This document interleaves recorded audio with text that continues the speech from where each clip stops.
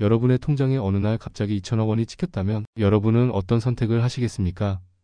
경찰에 신고하시겠습니까? 아니면 설마 내 인생에 이런 일이? 라며 일단 출금 버튼부터 누르시겠습니까? 이 질문은 가정이 아닙니다. 실제로 대한민국에서 단 한 번의 클릭 실수로 무려 50조 원이 만들어졌던 밤이 있었습니다. 돈이 벌어진 것도 해킹을 당한 것도 아니었습니다. 그저 숫자 하나, 단위 하나가 잘못 입력됐을 뿐이었습니다. 그리고 그 실수는 수천 명의 계좌에 동시에 돈을 꽂아 넣었고 시장을 붕괴 직전까지 몰아넣었습니다. 우리가 믿고 맡긴 거래소 시스템은 그 5시간 동안 완전히 무력했습니다. 오늘 영상에서는 그날 밤 빗썸 서버실에서 실제로 무슨 일이 벌어졌는지, 왜 없는 돈이 시장을 움직일 수 있었는지, 그리고 만약 그 돈을 건드렸다면 법적으로 어떤 결말을 맞게 되는지까지 차분하게 그러나 끝까지 파헤쳐 보겠습니다. 사건이 시작된 시각은 그 누구도 금융 재앙을 예상하지 않았던 저녁 7시 무렵이었습니다. 대부분의 사람들은 퇴근길에 있었고 코인 투자자들 역시 하루 종일 들여다보던 차트를 잠시 닫고 저녁 식사나 휴식을 취하던 시간이었죠. 시장도 사람들의 심리도 그 어느 때보다 조용하고 평온한 상태였습니다. 바로 그때 대한민국 최대 코인 커뮤니티 중 하나인 디시인사이드 비트코인 갤러리에 이상한 글 하나가 올라옵니다. 제목은 짧았습니다. 형들 이거 뭐냐? 게시글에는 설명보다 단 한 장의 스크린샷이 첨부돼 있었습니다. 착성자의 빗썸 계좌 화면이었죠. 처음 사람들의 반응은 냉소적이었습니다. 합성하지 마라. 추작티 난다. 관심병이냐? 왜냐하면 그 스크린샷에 찍힌 숫자는 도저히 현실이라고 보기 어려웠기 때문입니다. 보유 자산 평가 금액이 억도 아니고 10억도 아닌 조 단위를 넘어가고 있었으니까요. 그런데 이상한 일이 벌어집니다. 1분 뒤 비슷한 스크린샷이 또 올라옵니다. 나도 들어왔는데 2000BTC 찍혔다. 그리고 다시 몇 분 뒤 세 번째, 네 번째 인증글이 연달아 올라오기 시작합니다. 서로 모르는 사람들이 서로 다른 계좌에서 똑같은 현상을 겪고 있었습니다. 그 순간 커뮤니티의 분위기는 완전히 뒤집힙니다. 비웃음은 사라지고 의심은 공포로 바뀝니다. 이거 해킹이냐? 거래소 터진 거 아니냐? 나도 확인해봐라. 사람들은 일제히 빗썸 앱을 켜기 시작합니다. 그리고 믿기 힘든 장면을 마주합니다. 자신의 계좌에 존재하지 않았던 비트코인이 찍혀있는 것을 말이죠. 여기서 중요한 점이 하나 있습니다. 이 사건은 단 한 명의 계좌에서 벌어진 특이한 오류가 아니었습니다. 수백 수천 명의 계좌에 동시에 발생한 집단적 현상이었습니다. 이건 개인의 문제도 해킹의 흔적도 아니었습니다. 명백히 거래소 내부 시스템에서 벌어진 사고였습니다.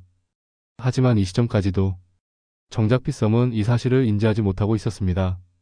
고객센터는 아직 조용했고 공식 공지는 없었으며 입출금도 정상적으로 열려 있었습니다.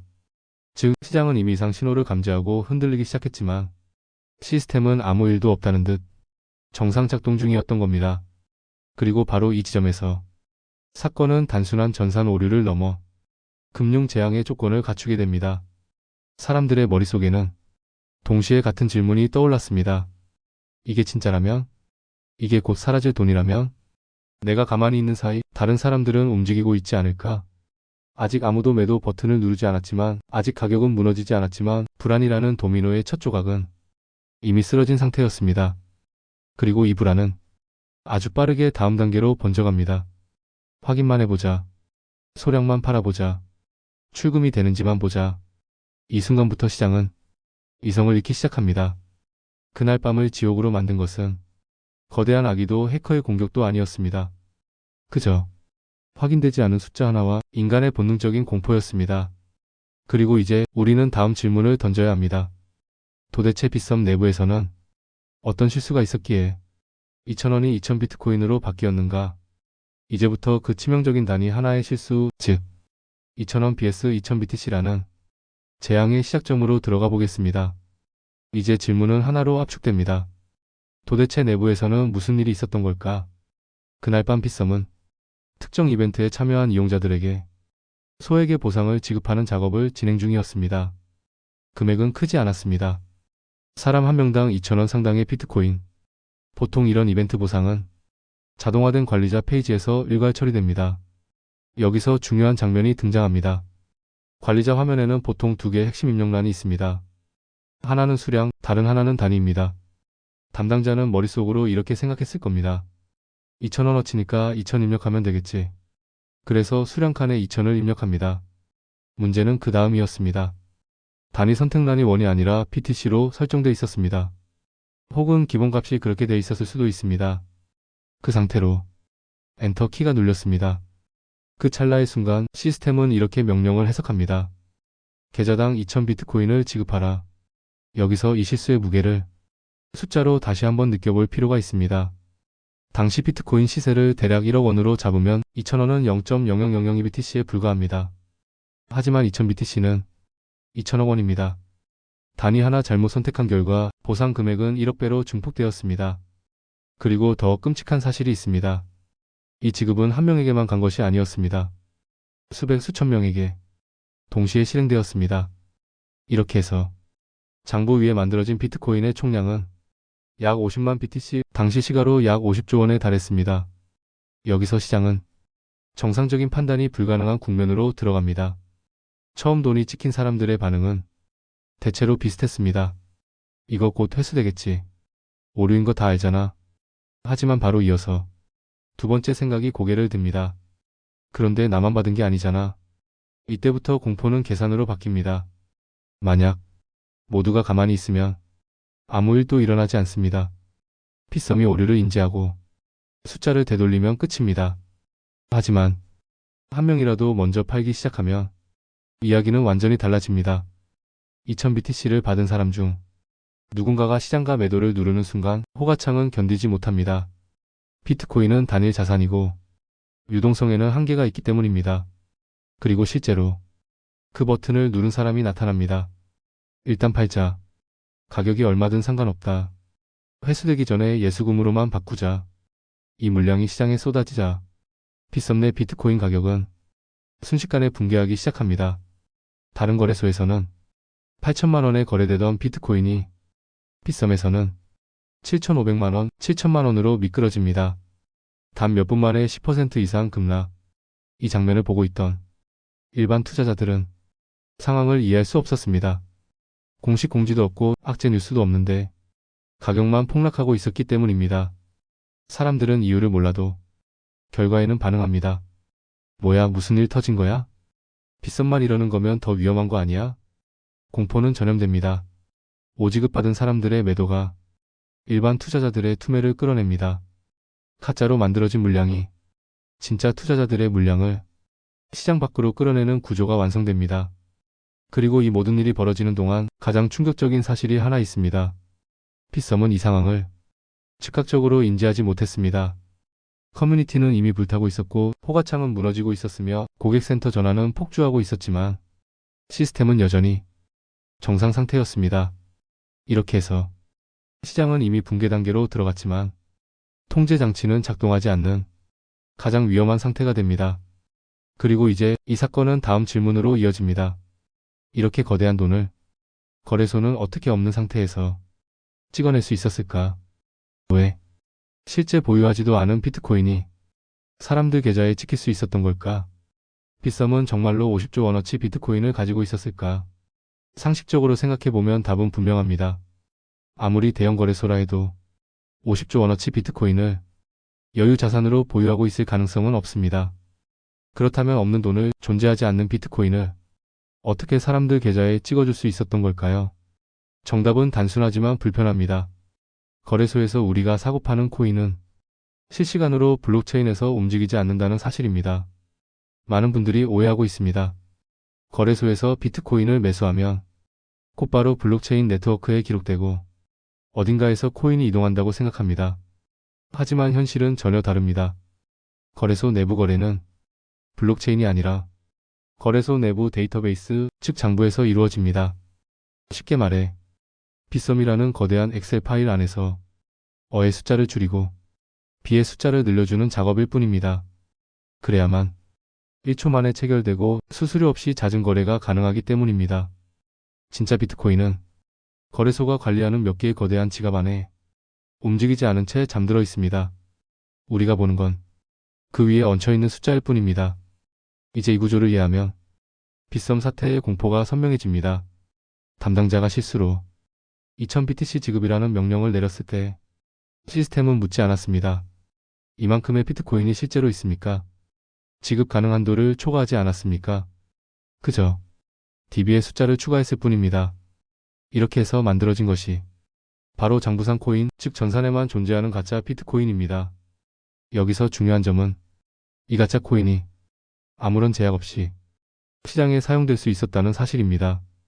사람들은 그 숫자를 가지고 매도 주문을 냈고 시스템은 그 주문을 정상 주문으로 받아들였습니다. 가짜 돈이 진짜 돈과 똑같은 효력을 가진 채 시장에 풀린 겁니다. 비유하자면 이렇습니다. 여러분이 카지노에 갔습니다. 직원이 실수로 1억 원짜리 칩을 2,000개 건네줍니다. 손에는 2천억 원어치 칩이 들려 있습니다. 카지노 금고에는 그만한 현금이 없습니다. 하지만 그건 중요하지 않습니다. 왜냐하면 카지노 안에서는 그 칩이 현금처럼 통용되기 때문입니다. 게임을 할 수 있고 다른 사람과 칩을 교환할 수도 있습니다. 빗썸 사태도 정확히 이 구조였습니다. 계좌에 찍힌 비트코인이 진짜인지 가짜인지는 중요하지 않았습니다. 시장 안에서는 진짜처럼 작동했기 때문입니다. 그리고 여기서 이 사건이 단순 사고를 넘어 시스템 리스크로 변하는 지점이 등장합니다. 만약 이 장부상 코인이 빗썸 내부에만 머물렀다면 거래소는 장부를 되돌리는 것으로 사태를 수습할 수 있었을 겁니다. 하지만 일부 사람들은 한 발 더 나아갑니다. 이거 비트코인으로 출금하면 막힐 거야. 그럼 일단 원화로 바꾸자. 그리고 전송 속도 빠른 코인으로 갈아타자. 이 전략이 실행되는 순간 상황은 완전히 달라집니다. 가짜 비트코인이 리플이나 이오스로 바뀌고 그 코인이 외부 지갑으로 전송되는 순간 그 거래는 블록체인에 기록되는 진짜 거래가 됩니다. 즉, 전산상에서 만들어진 화상이 실물 자산으로 변환되어 거래소 밖으로 탈출하는 겁니다. 이걸 금융 용어로 자산 유출이라고 합니다. 카지노 칩을 들고 카지노 문을 나가 현금으로 바꿔 도망치는 것과 똑같은 상황입니다. 이 지점에서 많은 분들이 어디서 많이 본 장면 같다고 느낍니다. 맞습니다. 불과 몇 년 전 대한민국 금융시장을 뒤흔든 삼성증권 유령 주식 사태와 구조적으로 완벽하게 닮아 있습니다. 삼성증권은 직원들에게 주당 1,000원을 배당하려다 실수로 1,000주를 입력했습니다. 그 결과 존재하지도 않는 주식 112조 원어치가 단 몇 초 만에 탄생했습니다. 일부 직원은 그 주식을 실제로 매도했고 주가는 폭락했습니다. 하지만 결정적인 차이가 하나 있습니다. 삼성증권의 유령 주식은 한국예탁결제원이라는 중앙통제 시스템 안에 갇혀 있었습니다. 시스템 밖으로 나갈 수 없었습니다. 반면 코인은 다릅니다. 코인은 열린 블록체인이라는 출구가 존재합니다. 그래서 빗썸 사태는 삼성증권 사태보다 훨씬 더 위험했습니다. 만약 출금 차단이 조금만 늦었더라면 혹은 자동 매매봇이 조직적으로 움직였더라면 이 사건은 단순 사고가 아니라 거래소 붕괴 사건으로 기록됐을 겁니다. 이제 다음 질문이 남습니다. 그날 밤 실제로 출금에 성공한 사람은 있었을까? 그리고 그 돈을 손에 쥔 사람의 결말은 어떻게 되었을까? 그날 밤 정말로 그 돈을 꺼내 쥔 사람은 있었을까?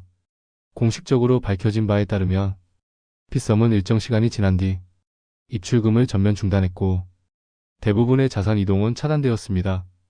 하지만 중요한 건 얼마나 빼냈느냐가 아닙니다.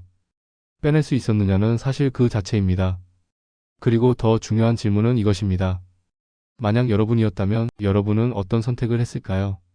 계좌에 찍힌 2천억 원. 내가 벌어서 얻은 돈도 아니고 누군가 훔쳐온 돈도 아닙니다. 거래소가 실수로 넣어준 숫자일 뿐입니다. 이때 사람들의 머릿속에는 거의 동일한 생각이 떠오릅니다. 이거 어차피 회수될 거다. 그럼 가만히 있으면 손해다. 다른 사람들은 이미 팔고 있을지도 모른다. 이 순간 인간은 도덕이 아니라 확률로 판단하기 시작합니다. 바로 이 지점에서 경제학 교과서에만 존재하던 개념이 현실이 됩니다. 죄수의 딜레마. 모두가 가만히 있으면 아무도 손해보지 않습니다. 하지만 나만 가만히 있고 남들이 먼저 팔아버리면 나는 바보가 됩니다.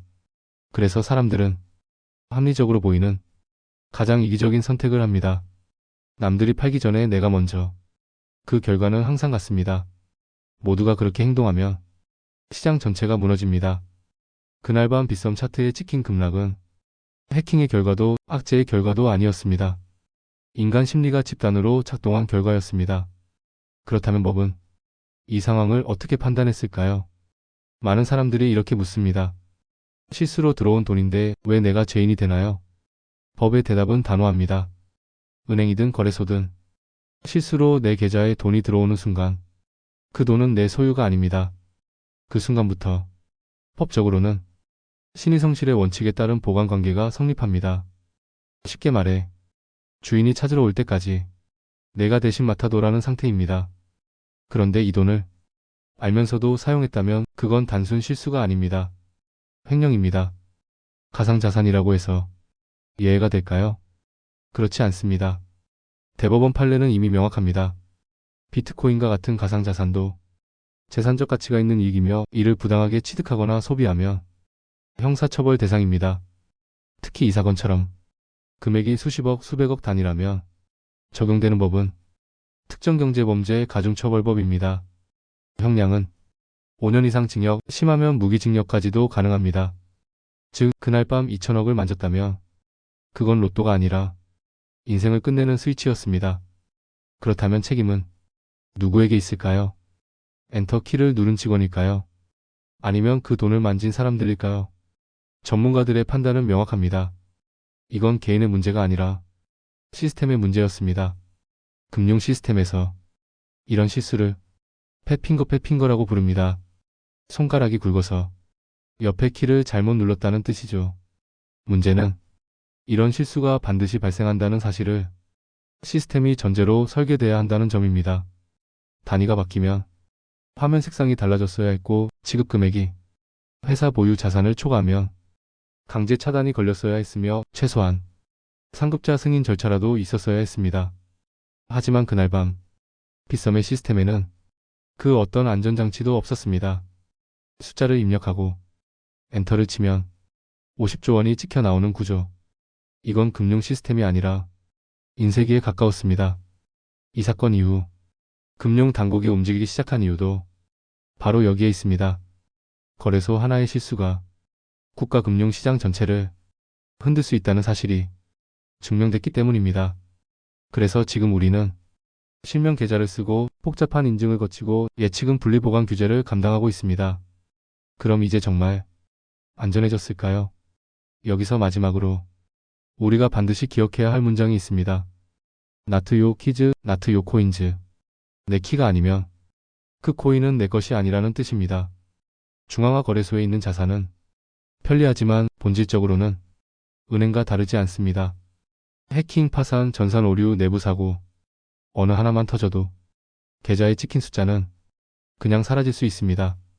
마운트곡스가 그랬고 FTX가 그랬고 빗썸은 아슬아슬하게 비켜갔을 뿐입니다. 오늘 우리는 2,000원과 2,000비트코인 단 한 글자 차이가 어떤 결과를 만들어내는지 보았습니다. 오늘 이야기를 세 줄로 정리하면 이것입니다. 첫째, 거래소 화면의 숫자는 내 돈이 아닐 수 있습니다. 둘째, 실수로 들어온 돈은 행운이 아니라 함정입니다. 셋째, 시스템을 맹신하지 마십시오. 내 자산을 지킬 수 있는 건 결국 나의 이해와 선택뿐입니다. 지금 이 영상을 보고 계신 여러분, 잠시 후 거래소 앱을 켜보십시오. 그리고 스스로에게 물어보십시오. 이 돈은 정말 내 것인가? 여러분은 이 사건을 어떻게 생각하시는지요? 댓글로 여러분의 생각을 남겨주세요. 오늘도 영상 끝까지 시청해주셔서 감사드리며 지금까지 편안한 경제학이었습니다.